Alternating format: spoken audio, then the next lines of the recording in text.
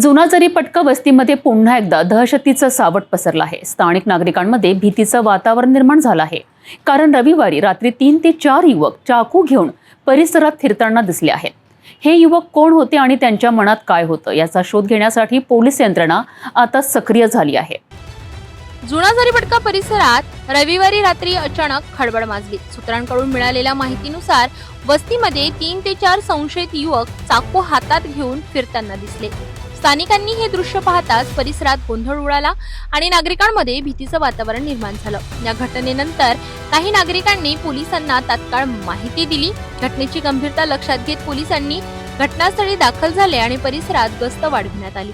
दरम्यान पोलिसांनी आसपासच्या सीसीटीव्ही कॅमेऱ्यांची तपासणी सुरू केली आहे।